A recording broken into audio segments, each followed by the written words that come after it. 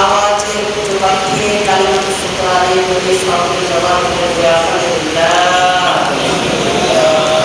অতঃপর যে আল্লাহ তাআলা আমাদের হেদায়েতের জন্য, মুক্তির জন্য যুগে যুগে লক্ষাধিক নবী রাসূল পাঠিয়েছিলেন, তাদের মধ্যে আমার আপনার নবী সর্বশ্রেষ্ঠ নবী, যিনি দুজাহানের সরদার, মানবতার মুক্তির দিশারি, সাইয়্যিদুল মুরসালিন, রাহমাতুল লিল আলামিন, খাতামুন নবিয়্যিন, নবী মুহাম্মদ মুস্তাফা সাল্লাল্লাহু আলাইহি ওয়াসাল্লাম।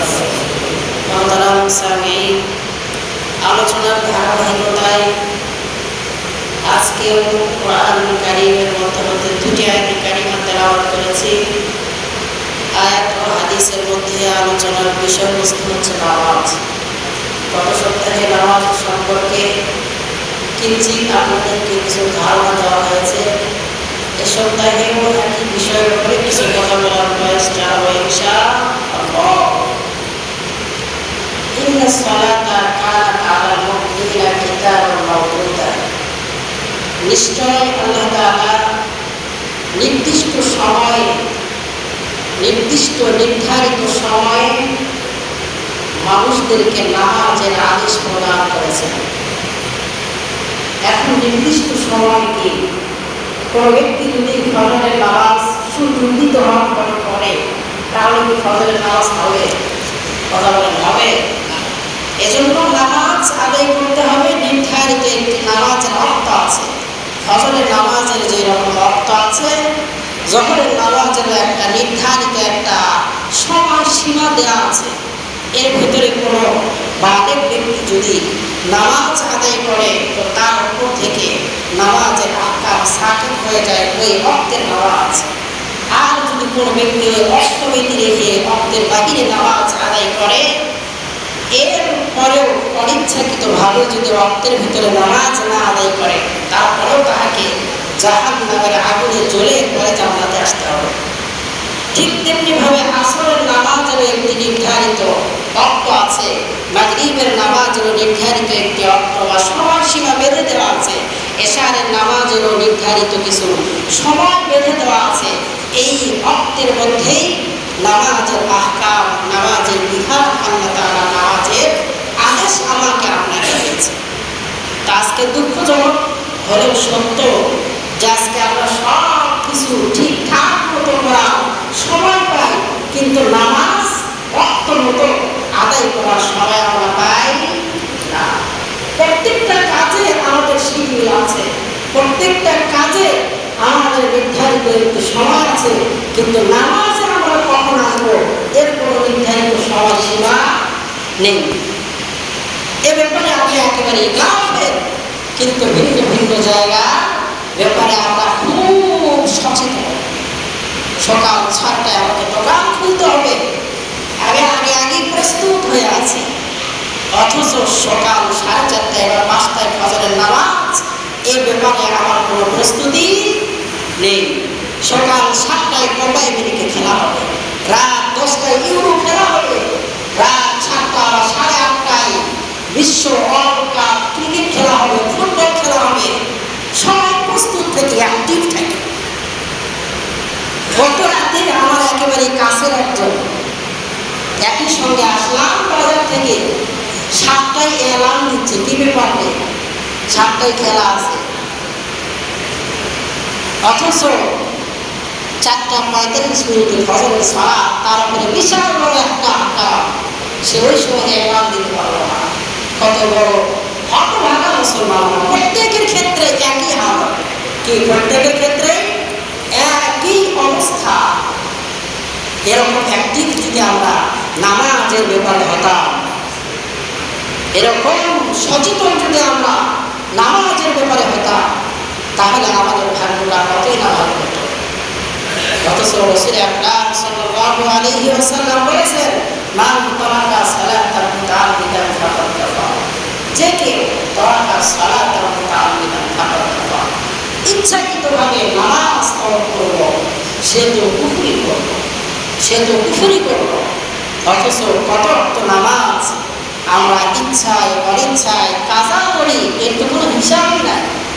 এজন্য নামাজের ব্যাপারে খুব যত্নবান হওয়া যায়, নামাজের অর্থের ব্যাপারে খুব যত্নবান হওয়া চাই। মসজিদে কে কার আগে আসতে পারে এ ব্যাপারে আমাদের মাঝে প্রতিযোগিতা থাকা দরকার। ভিন্ন কাজে আমাদের প্রতিযোগিতা থাকলেও মসজিদে আসার ব্যাপারে আমাদের কোনো প্রতিযোগিতা নাই। অনেক জায়গায় যাইতে হবে, আগে আগে যাই তো ভালো জায়গা পাওয়া যাবে। মসজিদে আগে আগে আসি, প্রথম কাতারে জায়গা পাওয়া যাবে, এমন মসজিদের বড় অভাব, কথা বলে ঠিক কিনা? কার দেমাগের ভিতরে আছে যে আগে মসজিদে যাই না, আগের কাতারে দাঁড়াই, আগের কাতারে দাঁড়ানোর যে ফজিলত সাহাবায়ে কেরামরা বুঝেছে। তো আগের কাতারে বসা নিয়ে সাহাবায়ে কেরামের মাঝে দ্বন্দ্ব হয়েছে। রাসূল বলে, কি ব্যাপার, ওখানে কথা কাটাকাটি হয় কেন? ইয়া রাসূলুল্লাহ, আমি আগে এসেছি, আগের কাতারে দাঁড়াবো, আমার সাহাবা আমাকে দাঁড়াইতে দেয় না, তুমি কথা বলো কেন? ইয়া রাসূলুল্লাহ, আগের কাতারে দাঁড়ানোর যে সওয়াব আর ফাজাইল আমি শুনেছি, আমি আগের কাতারে নামাজ আদায় না করে পিছনের কাতারে নামাজ আদায় করতে চাই। এজন্য আগে আগে আসা, ইমাম সাহেবের কাছাকাছি বসা, আগের কাতারগুলো ফিল আপ করে বসা। এখন অনেক জায়গা হয় আগে আগে আসি, সবাই আগে আগে আসি, আগে আগে আসি, আগের কাতার পূরণ করে বসি, পেছন থেকে সবাই সামনের দিকে আগে আগে আসি। তো নামাজ আদায় করতে হবে আমাদেরকে খুব গুরুত্বের সাথে। প্রত্যেকটা কাজকে এরকম গুরুত্ব দেয়, নামাজ এরকম গুরুত্বের সাথেই আদায় করা দরকার। কেন আদায় করা দরকার? গত সপ্তাহে বলা হয়েছিল প্রত্যেকটা কিয়ামতের দিন বান্দার থেকে সর্বপ্রথম নামাজেরই হিসাব নেওয়া হবে। কোনো ব্যক্তি নামাজের হিসাবে নাকাম হয়ে যাবে, কোনো ব্যক্তি নামাজের হিসাবে ফেল করবে, ভিন্ন কোনো আমলের হিসাব তার থেকে আর নেওয়া হবে না। ফেরেশতারা বলবে, দূর হও, তাড়াতাড়ি জাহান্নামের দিকে অগ্রসর হয়ে যাও। এজন্য নামাজকে খুব গুরুত্বের সাথে আদায় করা, এরপরে ভিন্ন ভিন্ন আমলগুলো করা। নামাজ অত্যন্ত গুরুত্বপূর্ণ ইবাদত। সাহাবায়ে কেরাম শুনছে যে রাসূলের পিছনে নামাজ আদায় করতে হবে, নামাজ সবচেয়ে আহাম ইবাদত, আল্লাহ পাকের কাছে পছন্দের ইবাদত। তো সাহাবায়ে কেরামদের মাঝে প্রতিযোগিতা শুরু হয়ে গেছে।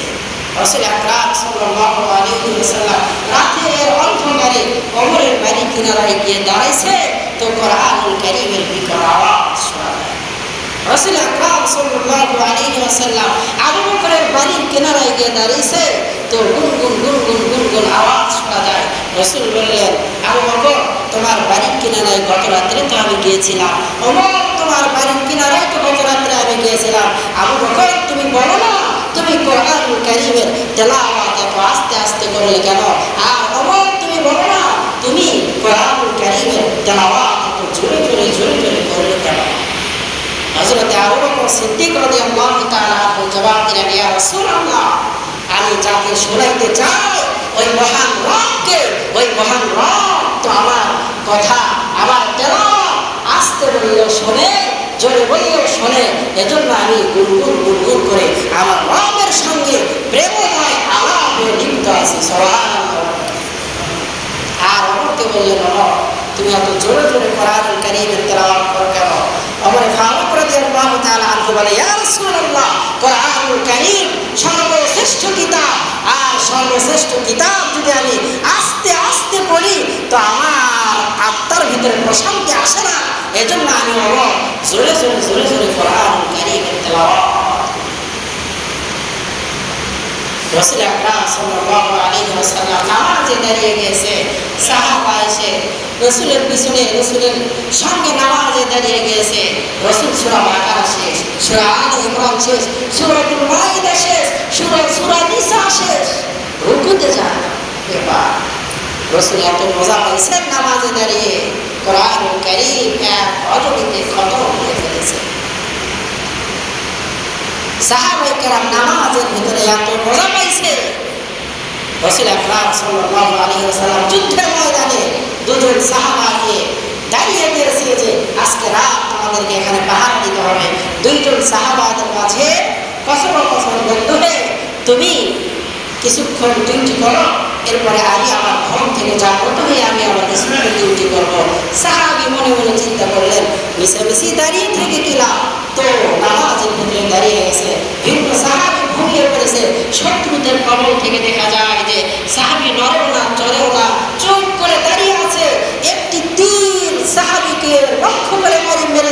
মারার পরে পায়ের ভিতরে বুঝে পড়েছে, সাহাবী দাঁড়িয়ে আছে, খবর না। আবার শত্রু সাহাবীকে লক্ষ্য করে আরেকটি তীর মেরেছে। সাহাবী চুপ করে নামাজের ভিতরে দাঁড়িয়ে আছে, কোনো খবর নেই। ভিন্ন সাহাবী ঘুম থেকে জাগ্রত হয়ে দেখে যে সাহাবীর অবস্থা বড় খারাপ, রক্তে রঞ্জিত হয়ে গিয়েছে, চলি পায়ের ভিতরে দুইটি তীর টান মেরে তীর বের করেছে। সাহাবী নামাজের ভিতরে দাঁড়িয়ে আছে, টেরই পায় না। নামাজ শেষ করার পরে বলে যে আহারে আমার পায়ের অবস্থা কেন? যে সাহাবী তোমার পায়ের ভিতরে তো দুইটি তীর ঢুকে পড়েছিল, আমি সাহাবী ঘুম থেকে জাগ্রত হওয়ার পরে তীর টেনে বের করেছি, তুমি কি টের পাও নাই? সাহাবী বলে যে সাহাবী ভাই আমার, আমি তো নামাজে দাঁড়িয়ে গিয়েছি, আমার রবের সামনে রব আর আমার মধ্যে এমন কথোপকথন হইতেছিল, রবের সঙ্গে কথা বলে আমি এমন মজা পাইতেছিলাম, কোরআনুল কারীমের তেলাওয়াত করে আমার দিলের ভিতরে এত প্রশান্তি, আর রবের সঙ্গে আমার এত কথোপকথন হইতেছিল, দুনিয়াদারের খেয়াল তো আমার নাই, আমার পা যদি কেটে ফেলা হতো এরপর আমি সাহাবী দিয়া পাইতাম না। আজকে আমাদের নামাজের কি হয়? যদি নামাজে দাঁড়িয়ে গিয়েছি তো পায়ে মশা পড়েছে, থাকতো সব। নামাজ শেষে মাত্র সেই সাহেবকে গেলে কয়েল লাগাইতে পারো না। তাদের নামাজ আর আমাদের নামাজ, একটা মশার কামড়ে যদি আমাদের নামাজ ভেঙে যায়, একটা মশার কামড়ে যদি আমরা নড়াচড়া করি, তাহলে তাদের নামাজের কি হালত ছিল আর আমাদের নামাজের কি হালত। নামাজে দাঁড়ায় তো ভিন্ন ভিন্ন সব চিন্তা ভাবনা এসে আমাদের মাথায় এসে বোঝা হয়ে দাঁড়িয়ে যায়। নামাজে দাঁড়ায় দুনিয়াদারির চিন্তা ভাবনা, কি এর নামাজ পড়ে না? নামাজেই দাঁড়াইলেন রবের সম্মুখে, রবের সঙ্গে কথোপকথন না করে আপনার চিন্তা যদি দুনিয়াদারি নিয়ে হয়, তাহলে আপনার এই নামাজ আপনার জন্য কি ফায়দা দিবে? এই নামাজ দ্বারা আপনি কিয়ামতের ময়দানে কি হিসাব দিবেন? আউয়ালু মা ইউহাসাব বিহিল আবদু ইয়াউমাল কিয়ামাতি আস-সালাহ। বান্দার থেকে সর্বপ্রথম নামাজের হিসাব নেওয়া হবে। নামাজেরই যদি এই হালত হয়, দূর অবস্থা হয়, এই নামাজ দ্বারা আপনি কি হিসাব দেবেন আর কিভাবে আমি আপনি জান্নাতের ভিতরে দাখিল হতে পারি? নামাজ খুব গুরুত্বের সাথে আদায় করা যায়। নামাজে আমাদের ধ্যান খেয়াল সব থাকবে ইমাম সাহেবের কেরাতের দিকে। নামাজে ধ্যান খেয়াল, ইমাম সাহেবের তাকবীরের দিকেও ধ্যান খেয়াল নেই। মানে ও চলে, ইমাম সাহেব যদি একটু দেরি করে রুকুতে যাইতে, তো দেখবেন পিছন থেকে রুকুতে গেছে, ইমাম সাহেব উঠে সাইবে রাব্বানা লাকাল হামদু হামদান কাসীরান তাইয়্যিবান মুবারাকান ফিহি, আর আল্লাহু আকবার না বলতে দেখবেন সাইড থেকে অনেকেই সেজদায় পড়ে গেছে। সেজদা থেকে উঠে দুই সেজদার মাঝখানে দোয়া করতে হয়, আল্লাহুম্মা ফিরলি ওয়ারহামনি ওয়াহদিনি ওয়ারযুকনি ওয়াআফিনি ওয়াজবুরনি। এ দোয়া কয়জন করি? নামাজের অর্ধেক সৌন্দর্য এই দুই সেজদার মাঝখানের বৈঠকের মধ্যে। নামাজের অর্ধেক সৌন্দর্য দুই সেজদার মাঝখানের বৈঠকে। দুই সেজদার মাঝখানে বসার বৈঠকের হালত যে কি রকম, খালি ওঠে আর নামে। সুবহানাল্লাহ যে কয়বার কয় এর হিসাবই নাই। দোয়া তো দূরেই থাকবো, আল্লাহুম্মা ফিরলি ওয়ারহামনি ওয়াহদিনি ওয়ারযুকনি ওয়াআফিনি ওয়াজবুরনি। নামাজের সমস্ত দুনিয়াদারি, সমস্ত চাহাত এই দুই সেজদার মাঝখানে।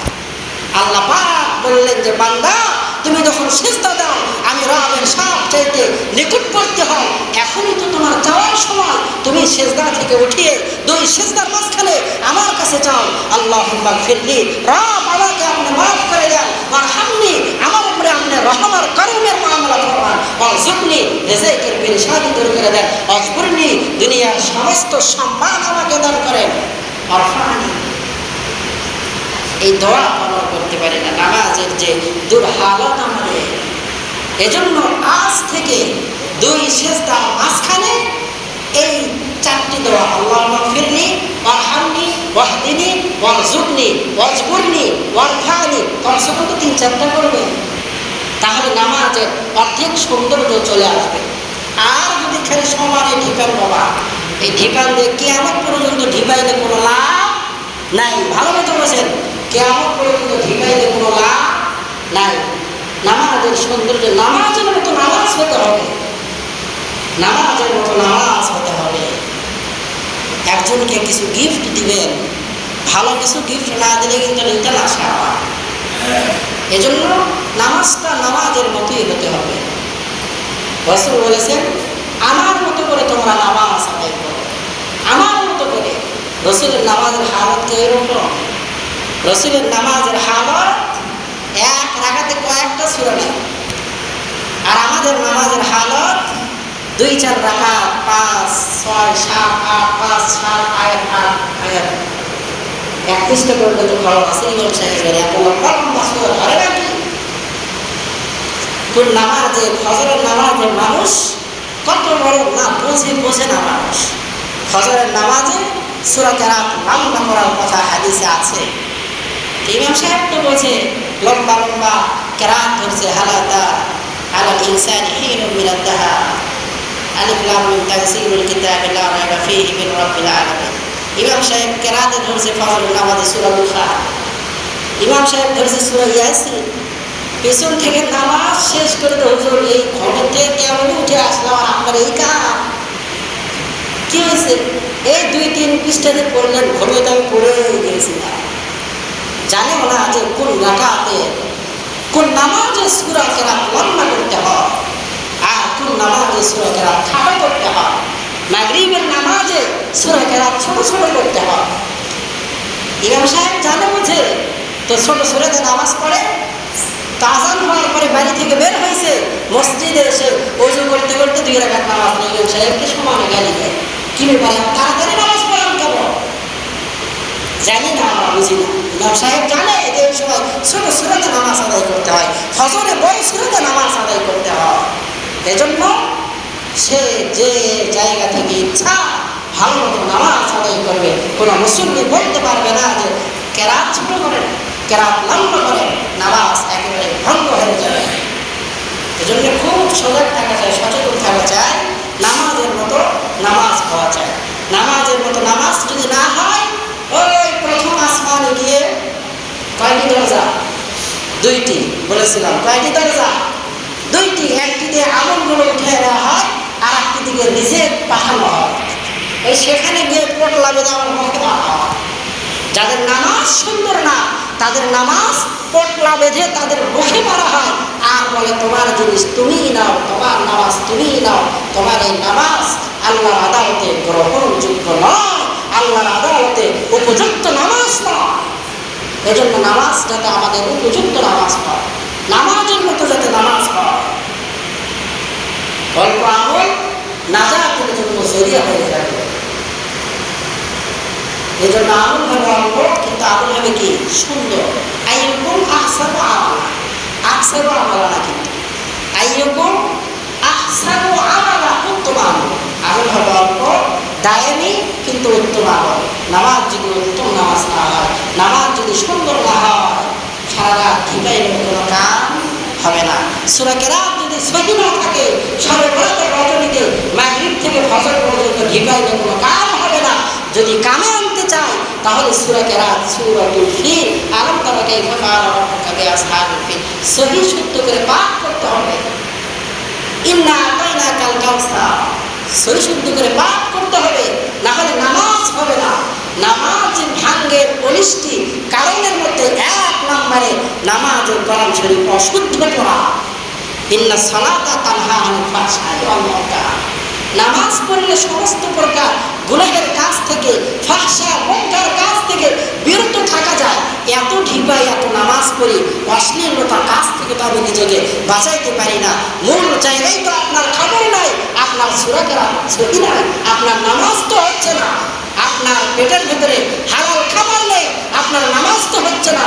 আপনার নামাজ আপনাকে কিভাবে ফাহিশা অনর্থক কাজ থেকে বিরত করবে, আপনার নামাজ আপনাকে কিভাবে জান্নাত পর্যন্ত পৌঁছাইয়ে দেবে। তারপর জান্নাতের সালাম, জান্নাতের চাবি নামাজ। এজন্য নামাজ খুব ভালো করা চায়, পেটে খানা হালাল দেওয়া চায়। নামাজের সূরা কেরাতগুলো সহিশুদ্ধ করা চায়। একজন হাফেজ সাহেব এখানে আছেন, জিন্দেগিতে এর সাথে বলেন না যে কীরকম হবে সূরা ফাতিহাটা, শোনেন তো। এখানে উনি 24 ঘন্টায় থাকেন, এটা আমাদের ব্যর্থতা, আমরা বলি না। কিন্তু ভেয়ে যদি একটু ধান কোকড়া লাগে আর ঘাস হয়, কিরে তুমি কি সার দিচ্ছ, কিরে তুই কি করছো, মানে পেরেশানি, অবস্থায় বড় খারাপ। নামাজের যে দুর্ভাগ্য, কোন আলেমের কাছে গিয়ে বলছেন যে আলেম সাহেব আমার নামাজটা দেখে। এজন্য প্রত্যেকটা বিষয়ে আমাদেরকে অ্যাক্টিভ থাকতে হবে দিনের বিষয়ে। নামাজ যাতে আমাদের সুন্দর হয়, প্রত্যেকটা আমল যাতে আমাদের সুন্দর হয়। আল্লাহ তাআলা আমাদের প্রত্যেকটা আমল সুন্দর করে আমল করার মতো তৌফিক দান করেন। ওমা তৌফিকি